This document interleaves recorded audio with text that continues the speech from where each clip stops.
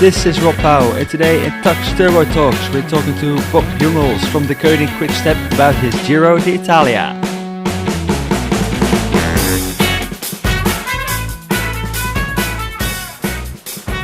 Alright, it's Monday the 20th of May. It's the first rest day in the Giro d'Italia this year. On the line from Italy is Bob Jungels from the Koning Quickstep. Bob, you're just coming off a massage. Thanks for joining us. How is the body feeling? Yes, hello. Indeed, I'm just coming from the massage table. The legs are still feeling good, but after 9 pretty hard stages, was a well needed rest day today. Do you already notice the first week feeling in that legs after? Because people maybe thought it's going to be quite a fairly easy first week on paper, but it's never easy on paper, I think. Yeah, well, it's like you say, on paper it might have looked like pretty easy stages, but it was always due to the weather, due to racing circumstances. Every day has pretty much been a very hard day. It's been a lot of long days. I think we have more or less 1,500 kilometers done already in those first 9 days, and you definitely can feel that in your legs for sure. And what's the feeling overall in the peloton about these lengthy stages? Well, it's always a bit of a personal thing. Some riders they like really long stages. Others don't, but I think personally I don't have a big problem with it. It's just a little bit, sometimes the question if it's necessary in a Grand Tour to have 4 or 5 plus 220 kilometer stages in the first 10 days. But it's been the same for everybody, so I guess that's fine. Was it for you maybe even a little bit needed? Because obviously you had like a long race break after Tour of Flanders. That was your last race coming into this Giro. Could you use those race kilometers to get that extra sharpness in your form? I think I will probably need a few of the harder stages. So maybe with some climbs really to get back into that climbing rhythm also. But definitely those first days were absolutely needed after a long racing break, and that's what I could feel in the first time trial as well, that I was still that I was lacking a little bit of race rhythm. But I think by now we should be there. Yeah, and obviously you had a great time trial on Sunday, moving up quite a few spots on the general classification already as well. So the feeling in the legs are definitely improving for you during the Giro? Yeah, absolutely. I'm getting better day by day. I set myself a long-term goal in this Giro, which is the GC. And which ends obviously in Verona, so that's still a very far and pretty bumpy way to go. I'm very happy with where I'm standing right now. Form-wise, GC-wise, I think I'm right there where I should be, and I think we're all ready for the climbs now. Because obviously, like we mentioned, you had a quite successful Classics campaign earlier and then that long break. In that period between Tour of Flanders and the start of the Giro, did you work on things specifically? Because I can imagine you're a different maybe type of rider who are successful in the cobbled classics. Maybe those are often a bit heavier, different specialists, and now you have to take on all the little lightweight GC riders. Is that a difference for you in, did you do anything in your preparation to be ready for that? Yeah, of course we, for the classics, I had still 2 kilos more than I have now.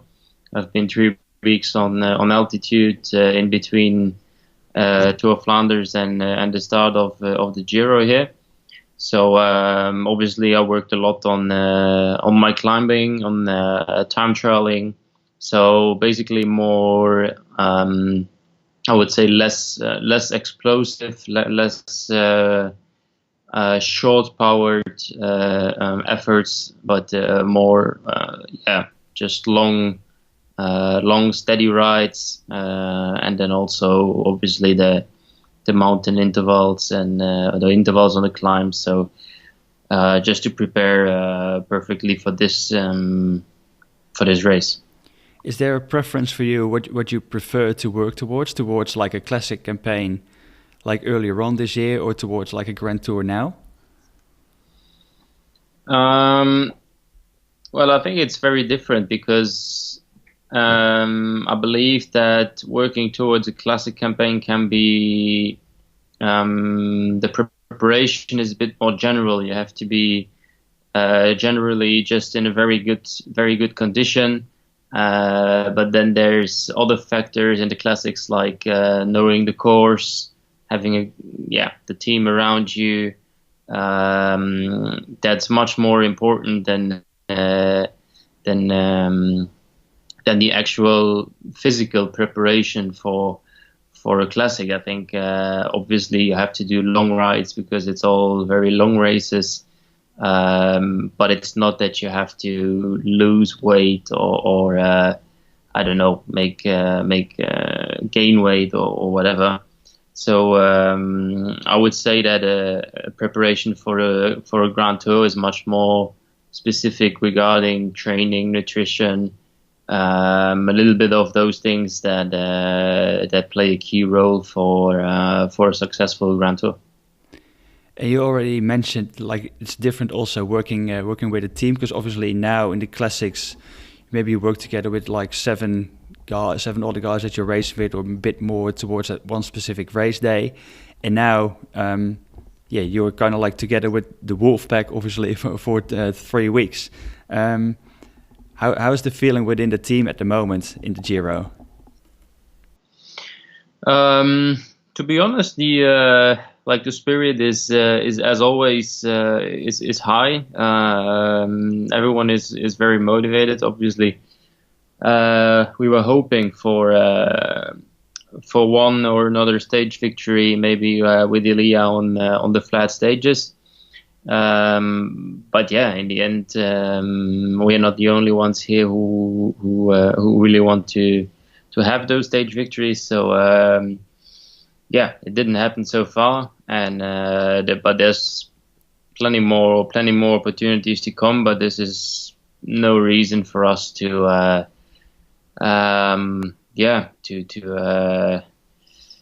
not keep our heads up. And like I say, the spirit in the team is great, and I think in general the conditions of the riders are all very very good. So I think everybody's motivated and looking forward to the rest of this Giro. And obviously, the next 2 days you got sprint opportunities again coming up for Ilya. After that, the mountains are looming. Does it change anything the next 2 days for your role in the team towards a sprint for Ilya? That they say like, all right, Bob, the mountains are now coming. Maybe be a bit more careful, or don't. Maybe do a little less work if possible in that lead out for Viviani, or.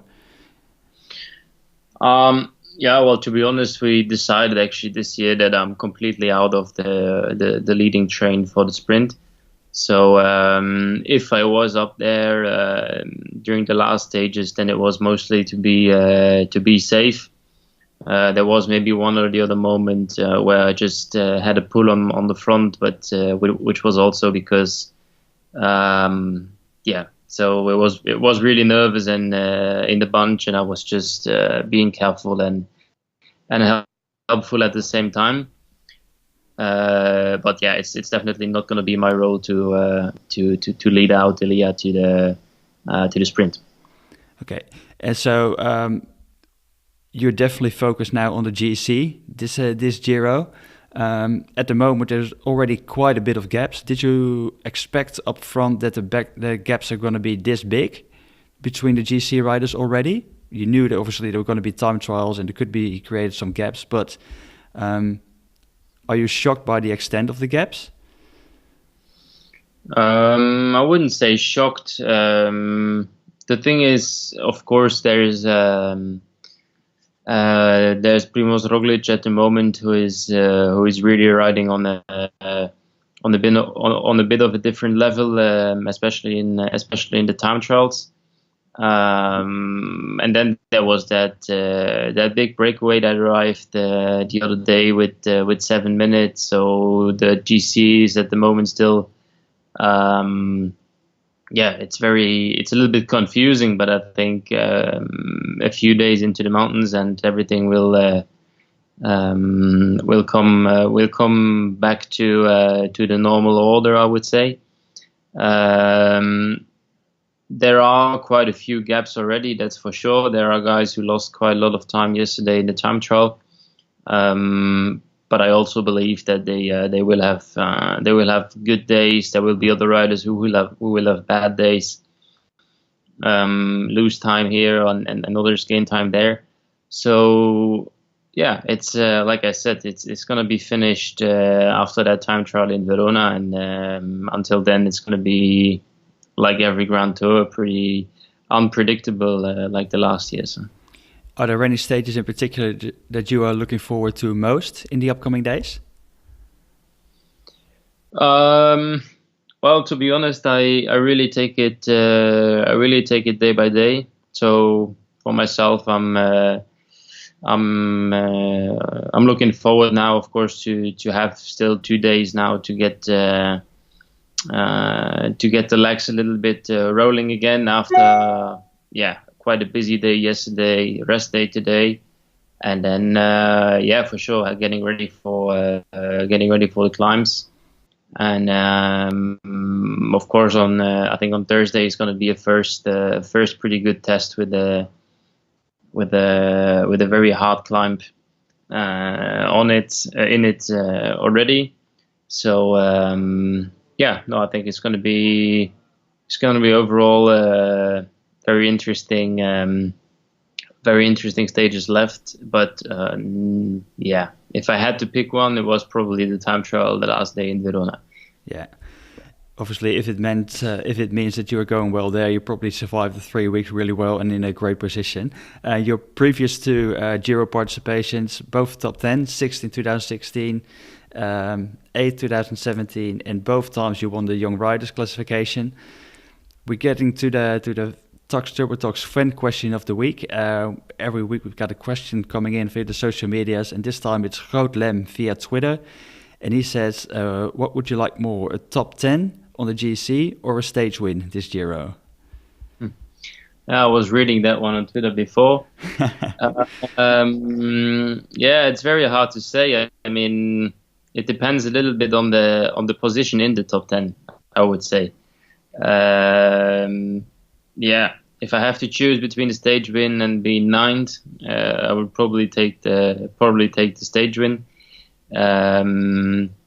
But it's very, very hard to say. There is, not every stage win is also like another one. You have, there are heroic stages to win. There are just special days where you just really want that stage victory. But on the other hand, my long-term goal for this Giro was the GC. And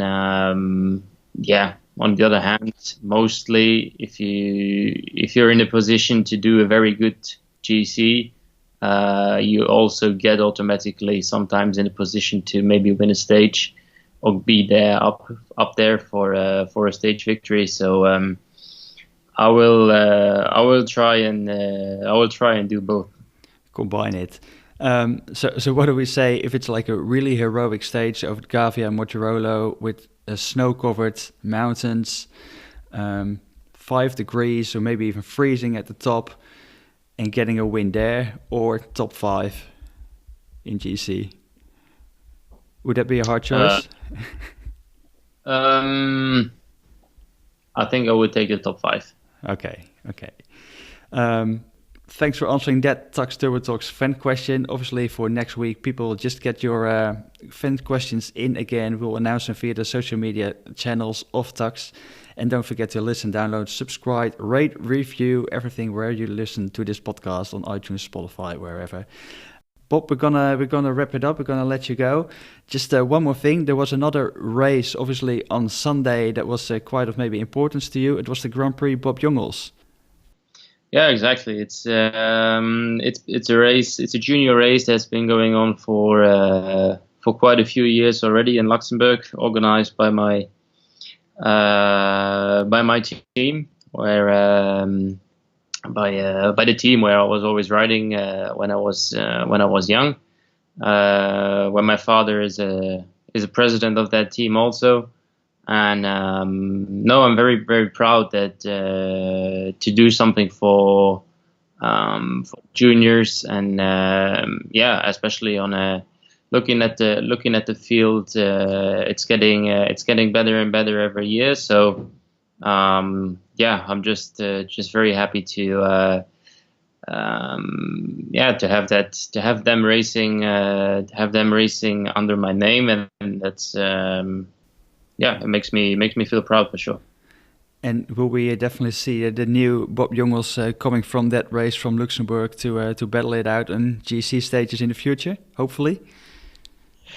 Yeah, well, like I say, it's a very international field, so it's very likely that one of them will one day be maybe sitting here and making an interview with you. Who knows? All right, Bob, I want to thank you for taking the time on the rest day to having a chat with us. Much appreciated. No problem. You probably know that last week's guest went on to win a stage a couple of days later, so maybe it bodes well for you, actually. Well, let's hope for the best then. Okay. Bob, good luck in the rest of the Giro, and like I said, thanks again for taking the time to be with us. People, thanks for listening. This was Rob Power with Bob Jungels from the Koenig Quickstep. Stay tuned for a new Tacx Turbo Talks next week.